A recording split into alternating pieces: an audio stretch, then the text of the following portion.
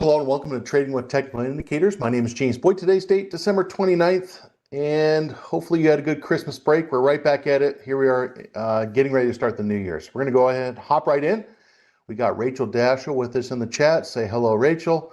You'll see her initials as RD, fellow instructor as well. We like to welcome, again, all of you. We got NVO, BJ, Amun, JP, CB, Silas, Life in the Fast Lane, WW, Elena, KB, and many others. Let's go ahead and get started. Now, just real quick, want to give us a quick reminder as far as where we are in terms of the material that we're actually, that we've been discussing. So, now, this right here is really what we posted back on December 16th, almost 2 weeks ago. And you'll see that we talked about trend trading, which is the bigger picture, right? Swing trading, we talked about that, which is kind of trend trading, but you're just kind of trading a little snippet of really the trend. We talked about covered calls last week, and we also, for example, here talking about married puts. Now, I'll be honest, this might be one of the easier strategies, as you'll see today, at least as far as how our sample plan is actually going to be laid out. Now, and then you'll notice that also tomorrow, we'll talk about callers. Now, notice how this is building off itself, okay? Swing trading relates to trend trading and vice versa. Covered calls relates to married puts and callers, okay? So don't think that these are completely different, because they're not. And then today, we're just going to build on it. And then when we talk about callers tomorrow, you'll say, wow, callers are just really combining covered calls and married puts. Now, as we get going here today, remember that with what we discussed, the information is provided for general informational purposes only. I'll talk about what the intention is here in just a moment of today's discussion. Remember, when we talk about options, options carry a high level of risk and are not suitable for all investors. So you get to decide what you would consider for yourself. Also, remember when we talk about the examples, they are done on the paper money software application that is provided for educational purposes only. Investing involves risk, including loss of principal. So we have to kind of identify what that potential risk is. And then today, again, what our intention is we're going to go over really the sample plan for married puts. And I'll explain to that what that is in just a moment. Just real quick, I had a question that came across our YouTube channel on Christmas Day. I answered it back on Christmas Day. And I want to kind of give you a little bit more of a background of where I'm coming from. So first off, our intention to do these plans is that you have a solid foundation to trade and or invest on as you're practicing. The biggest actually thing is if you do not have a sample plan that is written down, you are learning slow. How do I know that? Because that's what I did for 7 years. I started investing in 1996. I didn't have any coaching. It was all the school of hard knocks. We didn't have paper money account back then, okay? So my background is in stocks, options, futures, ETFs, and currencies.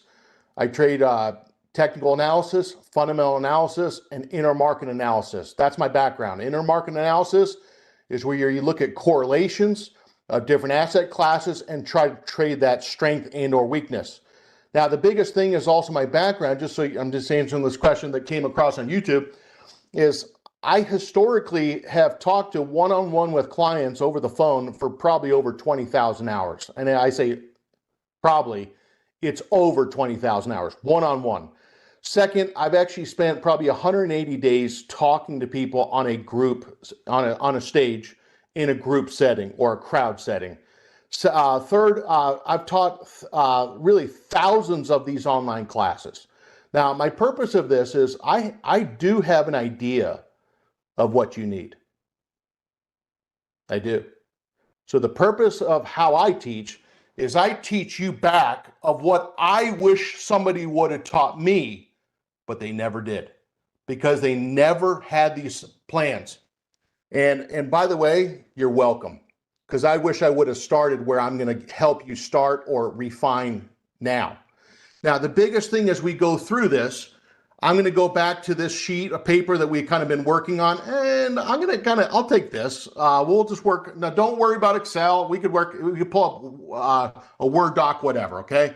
Now, as I create this sample plan, this doesn't have to be exactly what you do. You might not even say, I'm not even going to do it. But it is going to teach us something about trends and swing trading and stuff like that. and also using indicators, etc. Now, the biggest actually thing is when we talk about the language that we'll actually hear is we're going to call it a married put. You could also call it or protective, okay, put. And what does that even mean? It means we're buying a stock, okay, plus a long put. So let's get this out of our just the terminology, okay? If we know that if we buy a stock and set a stop, that actually means that it's a trigger to sell the stock. The problem, okay, is it's undefined. Undefined as far as the exit price.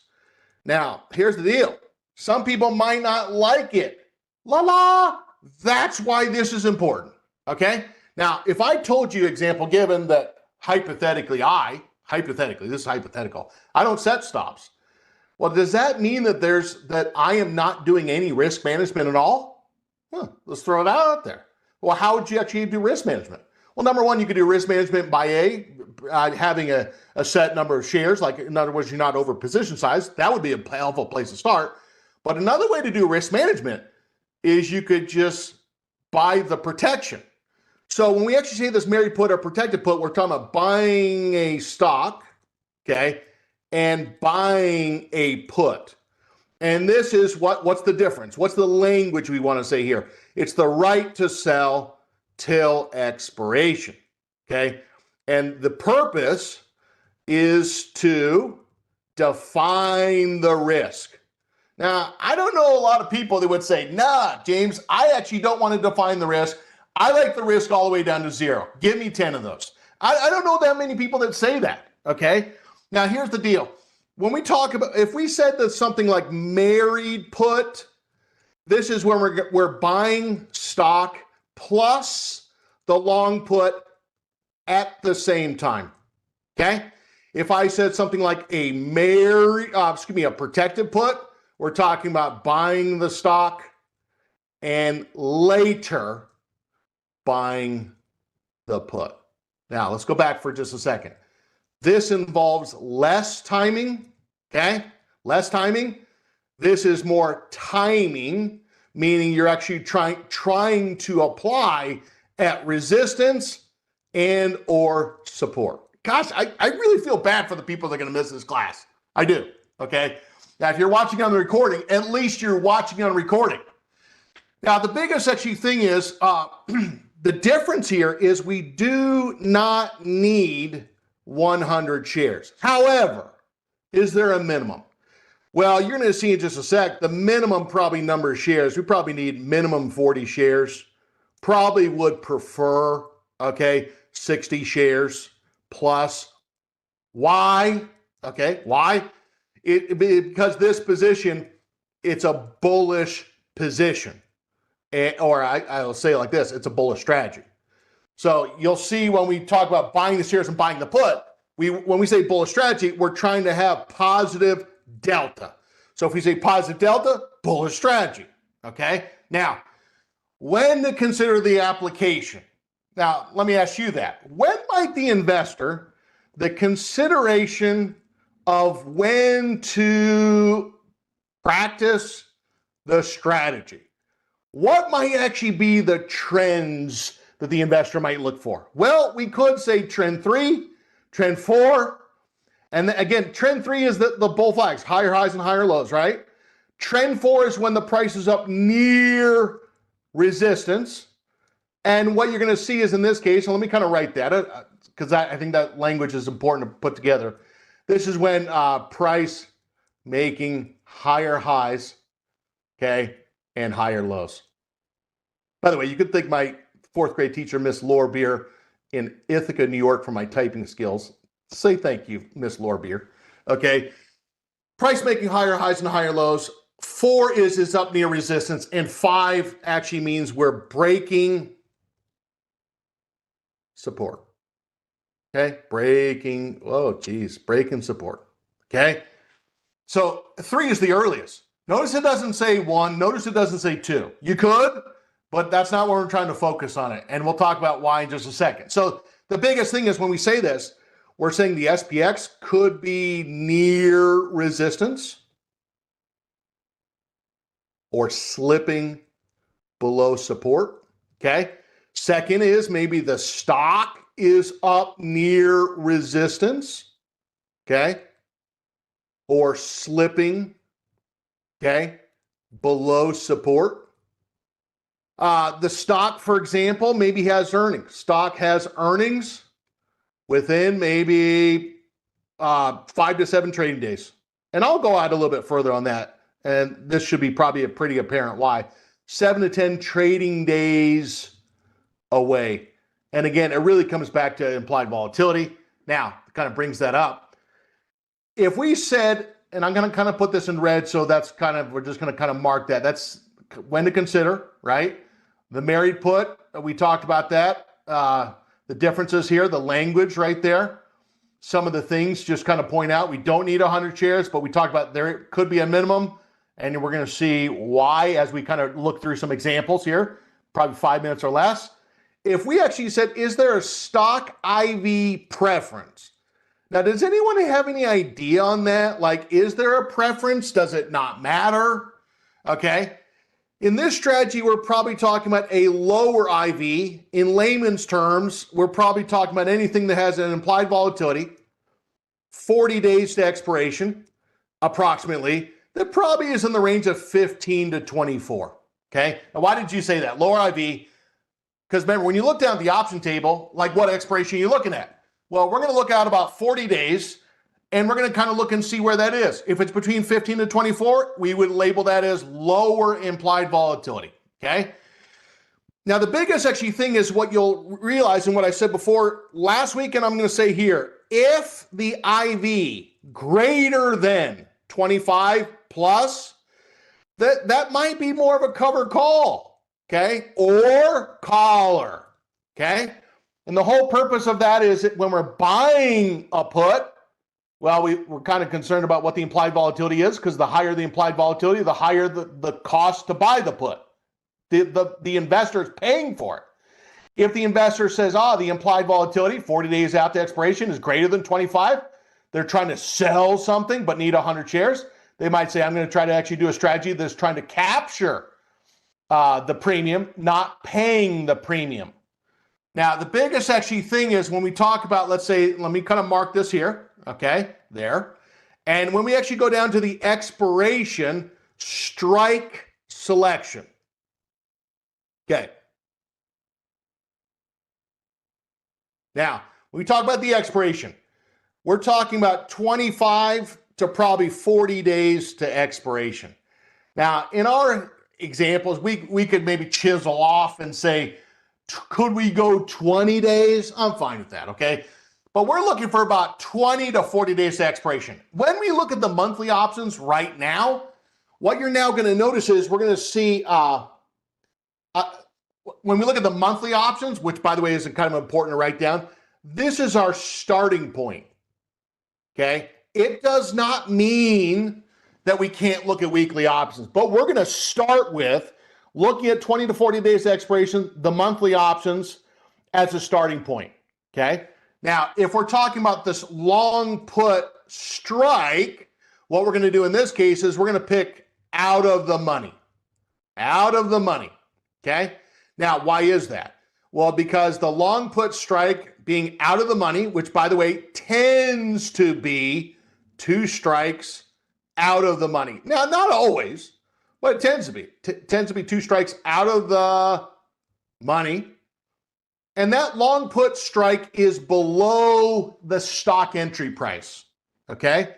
So it's below the stock entry price. Now, what I want to do is a quick example, okay? Let's do this together. Now, I want you to think about the question, could you do this? Could you do this?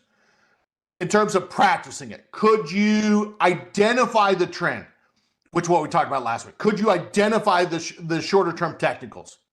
Could you go into the trade tab and buy the shares and then buy the put? That's what I want you to be thinking about. Can you practice at least 2 to 3 of them in the paper money account? Now, what we're going to do is I'm going to bring up a stock, and the stock example that we're going to bring up is good old XOM. Now, remember, if the investor says they're going to do a married put, can anybody remind me what that means? What does a married put mean? What does it mean? Married put. What was the definition that I gave?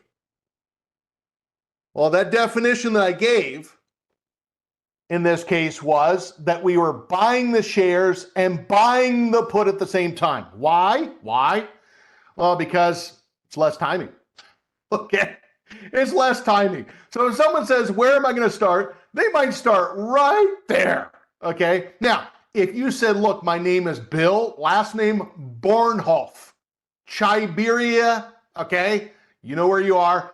You might say, I might actually buy the shares and then later buy the put as you're trying to put it on at resistance and or I'm going to fix that, or broken support. Okay, keyword there. Now what I'm going to do is let's go just real quick to this XOM in the paper money account. Let's go back to this. And what I'm going to do is I'm going to go to the trade tab. I'm going to type in good old XOM. Now I'm going to widen this out so we can see this in full. And what we're going to do is I'm going to go look at this, and here it is. Here's the picture. Now, if we said to ourselves, what is the trend? We might say, well, James, I see kind of the trend. It's upward trending. Second, when we actually take a look at this, we might say, well, James, I see in this case that we have kind of broken through, let's say, a horizontal area of resistance. Now, one of the major reasons that stops investors to try to get to their financial goals is they're afraid, right? They're afraid to take risk. So example given, if they came in and said, hey, what I'm going to do is I'm going to left click on this ask price. We're buying the shares, and I'm just going to compare and contrast for just a second, so follow me. I'm going to compare and contrast. If we buy the shares at 120.67 and then we say, you know what, I'm going to set a stop. Well, the green line is actually that we're buying the shares. The red line is the sell order. And if we say, hey, in this case, I'm going to set the stop at 116-ish. Well, if we set the stop at 116-ish and the stock, let's say the next couple of days, the market doesn't do very well and the stock of XOM just sells off. Well, there can be a risk of the stock going to that price and triggering the sell order, which we don't know what the exit price would be, given that we don't know what the future trades are going to be in liquidity. Now, you're going to see that there's a term called delta. Now, if I went to the 116 for the next 18 days, it's going to tell us what's the likelihood of the stock closing below that strike. Well, as of right now, given the amount of time we have left, given the volatility, as of right now, 19% chance. Now, that's closing 1 penny below the expiration. Okay. Now, if we said, what's the likelihood of the stock trading to that level? That's also called probability of touching. Now, quick reference, whatever the delta is, the probability of touching is probably going to be 2 times that. So think about if you actually set a stop and said, I'm going to set my stop at 116, comparing and contrasting here, follow me. This is what the investor normally does. They buy the shares of stock, set the stop, they feel pretty good about themselves. But all of a sudden they say, wow, I got a 19% chance that we could actually close below that strike. Fine, that's useful in just a second. And what you're now going to see is there's a 40% chance, almost 50% chance, the stock's going to come down to that strike from now until expiration. So that number is also affected by A, how much time do you have to expiration? More time, greater the chance it could happen. Second is how volatile it is, the volatility, okay? Now, someone gets in this 10 of these trades and they might say, well, James, I was pretty effective in getting stomped out of 4/10 or 40% of my positions. That's why we're talking about the strategy. Now, that's not the only way you could try to define risk or try to do risk management. Some people they might say, I'm not going to set the stop. When we look at the implied volatility, notice that the implied volatility is between 15 and 24. Now, I want you to notice something here is when that implied volatility is between 15 to 24, it tends to be that the example given that the out of the money strike, with a delta of 30-40 tends to be about two strikes out of the money. Now, what we're going to do in this example, I'm going to show this example to start with. I know it's 18 days left. I get it, okay? But I'm going to show you a little variance here. So how would someone actually buy the shares, okay? And then step two, buy the put. Well, step number one, remember, there's only two steps here. So make sure you're locked in, okay? Step number one, going to go to the trade tab, got the XOM there, click, and what we're going to do is click on the ask price. When we click on the ask price, it creates 100 shares of stock. Don't have to do 100 shares, but in this case, we're going to. Now, what we're also going to do is go single order, first triggers SEQ. Now, when we do this, what you're now going to notice is first triggers SEQ, click, we're going to go to the put that we're going to buy in this example, okay? Now, if we buy the put, we're going to click on that ask price for the 119. Now, I know, okay? I just want to say it again, make sure you, oh my gosh, we want 20 days, this is 18. I get it, and I'll show you, I'm showing you some variance on purpose, okay? If I go to this 113, you're going to see there's two buy orders. Why? Because they're in green. We're buying the shares of the stock, buy the stock, okay? Buying a single option. What type of option? What's a put option, okay? Now let's bring this up on the risk profile. Draws a nice picture for us. So when we actually look at the risk profile, you're going to really see in this case, it's just a diagonal line, okay? And the diagonal line or the slope of the line is just kind of showing the sensitivity to direction. The steeper the line up or down, the greater profit or loss you can have. And what you're now going to notice is on a stock position, this is why some people do that, there's no upside cap. They like that. But if the stock were to go down, that slope of the line is as steep as it is to the upside. And that's the bad part about stocks. If it goes up, you feel like a hero. If it goes down, well, you feel not as smart as if it went up. I know how you feel. And the stock actually goes down, and the risk is that it could go all the way down to zero. Now, but we need to add that. Well, let's put that on there so we can see that. Why does someone buy the put? We said before, they want to define the risk. Well, what does that look like? Well, in this case, what you're now going to notice is when we do that, we bring it up, and you're now going to see the blue line defines the risk. Now, can anyone actually explain to me, outside Rachel, you're disqualified. She has to have a little fun too. It's not all about me and Rachel. It's about you. That's why we're doing this. Well, what you're now going to notice is why does that line bend, the blue line bend at 119? Well, it bends at 119 because that's where the investor has a right to sell the shares. Now, what you're going to notice is, let's say, well, hypothetically, so that's the right to sell the shares from now until expiration.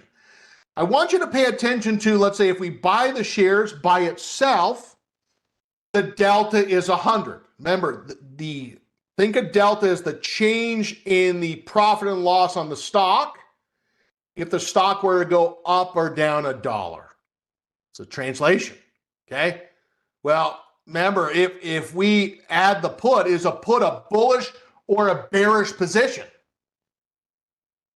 It's a bearish position. It's the right to sell, okay? So if we have a right to sell, what it's doing is it's making it not where the risk is down to zero. The risk is, as you'll see in just a sec, we have a right to sell at 119. So if the stock goes further and further and further and further and further down, the loss could only be so bad from now to expiration. And who has control? The person that bought the put. Now, do you like control? I thought you might. Do you like actually having defined risk? I thought you might. Hence the strategy. Now, here's the deal. I want to kind of talk about, well, what if the stock went up 10%?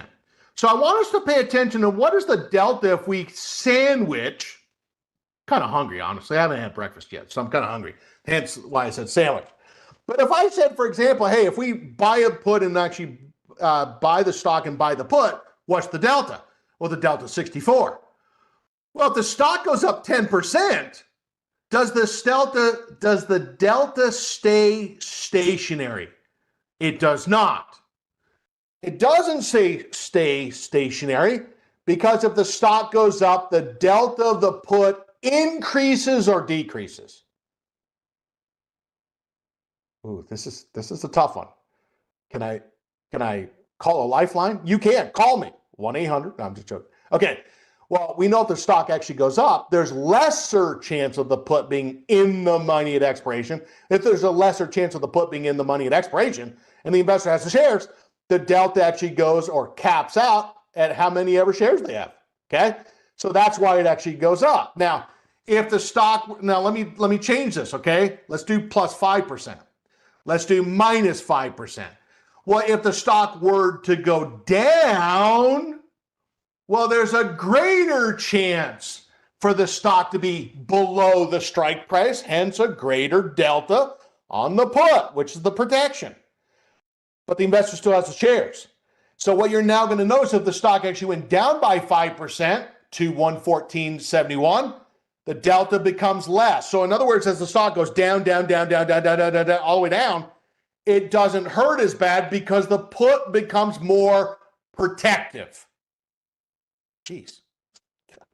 Kind of liked how that sounded. The bad part, the put, the investor has to pay for it. 2, the put doesn't last forever. Oh, I knew you were going to say something to counterbalance that. That's true. Now, here's the deal. Let's actually, so what I'm now going to do is kind of write this down for just a second, okay? So we're going, in this case, example 1, we're going to buy 100 shares of stock, okay? 100 shares of stock. And that equals 100 delta in this example of XOM. Now remember, if we buy a strike with a delta of, let's say example, negative 35. Now when you do that, negative 35, why is it negative? Well, because when you buy the put, that's a bearish position. And when you sandwich those two together, you have a 65 net delta. That delta is not going to stay the same as we just saw, but if you actually have 65 net delta, you've really cut your position down by about 35% initially, okay? Now, what I want to do is I want to kind of look and see if there's anything that we actually missed. Now, I think we're good on that. I just want to take a quick look. Now, I want to also kind of go over, let's say, we mentioned here that the implied volatility was important. And that really goes back to the cost of protection, okay? So when we talk about the cost of the protection, we're talking about the option premium divided by the stock cost basis. Now, for our cost basis, it's what we just got in for. So if I said example given, well, how much is it? Well, if we're buying the shares at 120.68, I'm going to put that over here so I can just follow my directions. Well, what's the option premium given the example that we talked about? Well, how much is it? It's $1.30. Well, what you're now going to notice is, if I kind of did the math, the option premium, $1.30, stock cost basis, or what we bought the shares for, 120.68. And what that's going to do is it's going to give us a percent. The percent is helpful because we want to kind of see, is it kind of on a range of low, medium, or high? And we'll see why that's important in just a second, okay? So if I did this and said 130 divided by 120.68, it's going to give us 1.1-ish. If we actually said, let's say, and by the way, that's where the percentage is. Let me move that over here, okay? Because I'll kind of show you what I think of this as if we kind of take the structure. When I said the language like low, as you do this over and over again, low might be in that 1.5%.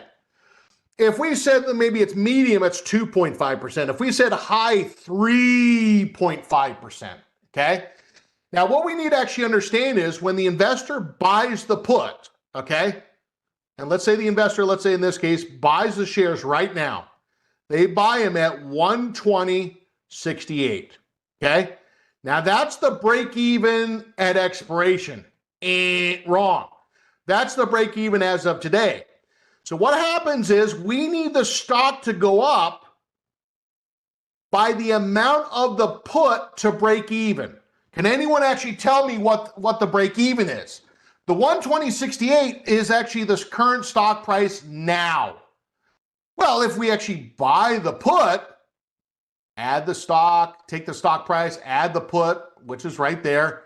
What do we need it to break? What do we need the stock to be at to break even at expiration? 121.98. Now, I want you to think of this like a credit card balance, okay? You have a $1,000 credit card balance. You don't pay it off. Well, every day it's accruing interest. Interest, you could think of it almost like time decay. The passage of time and the break even, or what you have to pay to get out of that trade, becomes higher and higher and higher as more time passes. The same thing here. Okay, now, so these little slashes represent the longer that we're actually in the put position, the higher the break even costs over time. This is now, and this is at expiration. Interesting. Okay. So in this case, I want to kind of go back to something. And so if you said, James, I got in at 120.68, and let's say I had a target, let's say 130, and it hit it in 2 days, could I just exit the whole entire position and not waste that much time in terms of time decay? Oh yeah, sure. Okay. So it doesn't mean if we buy the put, we don't have to be until expiration. And the one thing that I did not mention, and I can't even believe this, I'm sorry, but this is really meant to really be, and I'm going to asterisk, this is very important. The long put is meant to be an initial risk management tool. Initial. Okay, and I'm going to kind of put that right there. And you're going to see when we talk about the management of the position, why did I just say that? Okay, now, does this help? So first off, does it help you that we kind of go over this? Now, sometimes if you see me for months or years, weeks, whatever, you think, well, how does he just jump in and just talk about this stuff? This is what is going through my mind. If you think that I haven't written the plans out, it's not true. Okay, I could show them here, but I'm not going to. Okay, but first off, so I'm telling you from doing many examples. This is the structure that we're using to practice. So if you ever said, "Geez, I wonder how did he come to that?" Well, number one is doing many examples. Doesn't mean that it always works. Of course not. Not every strategy always works, okay? But what we're trying to do is try to apply certain strategies at certain times. And there's reasons like what we talked about. And we're trying to play those probabilities over time. Now, I want to kind of just talk about, let's say, the exits, okay? Now, the biggest actually thing is when we talk about the exits or management, okay? We put that right here. There's really just three outcomes that I've seen in practicing this, okay? So when we actually do this, there's kind of three outcomes. And the first one is bullish. The other one is, let's say it's flat, the stock price is. And the other one is bearish, okay?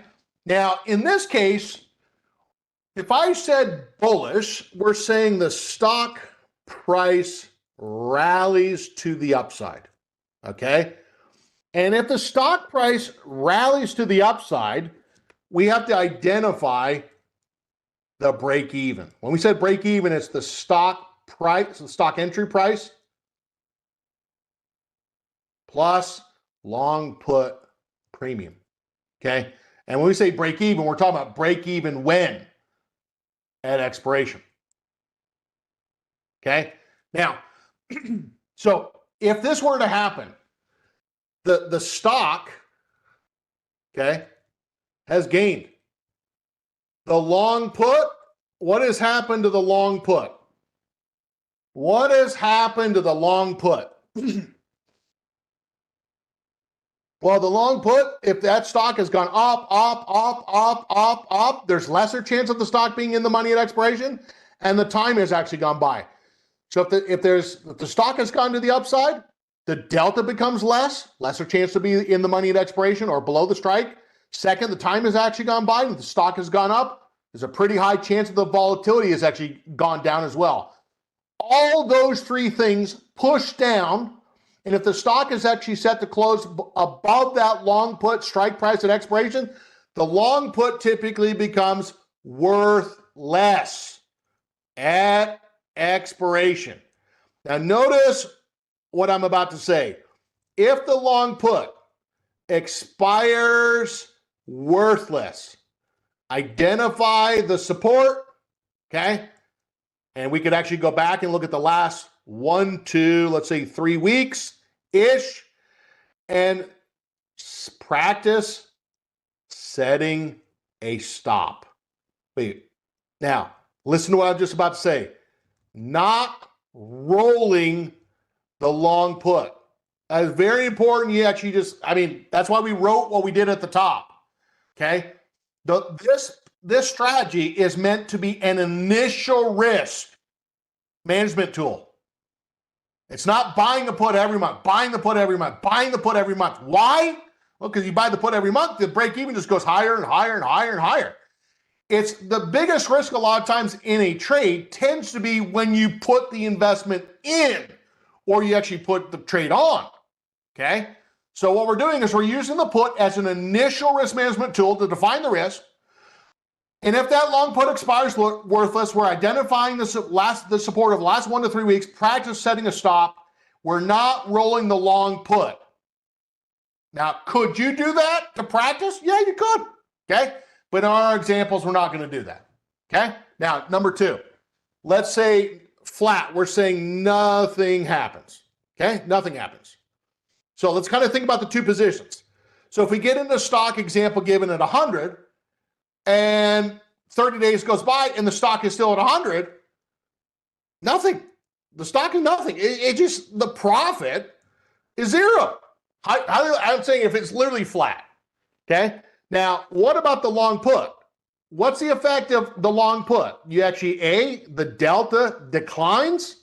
The delta declines, the premium declines.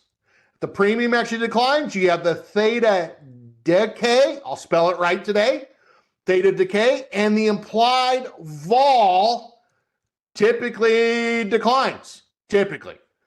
So this is going to be where the loss is. The loss, this is where that loss is. And the risk to the long put, is the premium, okay? That's why that we want to kind of identify how much is the premium relative to the stock entry price or the cost basis. If someone were to ever say language like, well, buying the put, what you pay for it doesn't matter. I always now I've had a couple people say that. And I say, well, if your place of work said, we're going to pay you $1 an hour, would you continue to work there? Every one of those people say, well, now you said that, I wouldn't go. Oh, so now it does matter because it's relative to you now. So what you pay to the stock does matter because it's actually, A, the investor pays for it, and 2, it affects the break even. And if it affects the break even, it affects the probability of being profitable. Kind of comes back to money. I'm not sure if you picked that up. Now, but I know you did. I just want to make sure. Now, here's the deal. Bearish. We're saying the stock falls. Okay, the stock falls. Now let's kind of think about the two pieces. Let's say the stock was at, let's say, 100, and let's say it's now fallen down to, example given, okay, 95. All right, so what happens? Well, you know where this is going. You're down $5 per share. So you're down $5 per share. Don't need to expound upon it. We get it. What about the long put? Now, let's say that the long put that we actually had is at 97.50. Now, remember what I'm about to tell you. These options at expiration become worth their intrinsic value. Now, if we talk to anyone out there in the real world, we'd say intrinsic value is like saying equity. Well, equity is like how much are you above the break even? How much are you above what you paid for it, right? All the above. So if we have something where the stock went down to 95 and the strike we actually had is 97.50, there is $2.50 of intrinsic value. Now, the profitability is going to depend upon how much did we pay for it, okay? So if the stock actually falls and is below the long put, there could be value in exercising, the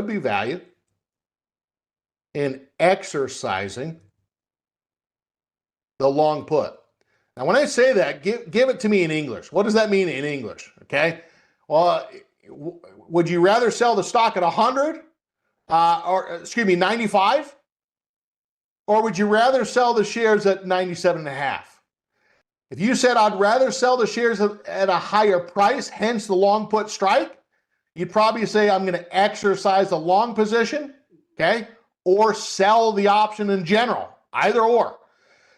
So when we talk about could be value in exercising the long, we're actually saying there's intrinsic value on that option. It's worth something. And I want to sell the stock at a higher price. Okay.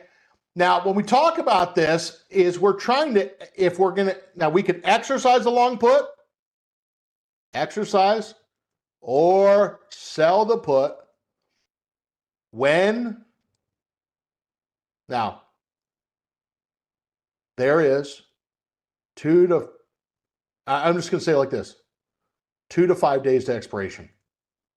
So what that really means is that it would be like Monday of the week of expiration or no later than Wednesday. If you wait till Thursday or Friday of the expiration to say, oh, now I'm going to get out. Well, you could try to do that. You just notice that the bid-ask spread widen out. There's not that much liquidity, etc. But the biggest actually thing here is you're not really managing the put. You're not trying to make money on the put. You're trying to use the put as a way to define the risk. Now, example given, if we put this position in so we can see what this looks like, and I'm just going to see the prices on this, and that's where it is. If we went in here and said confirm and send, notice we're not paying for commission on the shares. The commission is really coming from the buying of the put. Now, if we did this, what you're now going to notice is we see that there, confirm and send. So now when we actually look at this position, I want us to go back to this, and I want to see if we can't find that position. It's right there. Now, it's not filled yet, but let's say we're on the week of expiration and the stock is below the long put strike. Well, what could someone do? They could actually right-click on that, okay? I'm just going to try to get this order filled ASAP so we can actually show it. And if I went back on this, just try to get that filled as soon as possible, and it's going to try to get filled. So if we're in the week of expiration, okay, and the stock is below the strike, option number one in this order, we would actually say, hey, what I'm going to do is there it is. So let's say we're in the week of expiration. This is not 18 days left. We're in the week of expiration. Well, I could right click on this, say create closing order, and just say sell the put. Now, when would you want to sell the put? When it's worth something. When it's probably worth something more than what you paid for it. Okay? If we said, look, I want to exercise my right, we could right click on it right there. Whose right is it? It's the person that bought the put. Okay? So notice we're waiting all the way to the very end, the week of expiration, 2 to 5 days expiration. If the stock is below the long put strike, that's probably not a good sign. That's a sign that the stock is probably not trending the way that we intended it to be. And we then got to ask ourselves, well, geez, would the investor really want to own a stock that is below the long put strike? So let's say, example given, we said, hey, I don't want to be in this position anymore. How do you get out of the position? We're going to create closing order, sell the put. Okay? Step two, we're going to right click on the shares, right click, create closing order, sell the shares. Now, what I like to do homework is, I like us to practice in the paper money account 2 to 3 positions that we could actually practice this on. And I also want you to go back and think about the positions, the sample plan that we actually created here today. Now, this is very important because when we talk about, let's say, using, let's say, technical indicators to trade, okay, whether we talk about trading growth and value that I teach or investing master series, look, you can know all about all those things, but at the end of the day, it's like, what strategy are you going to use?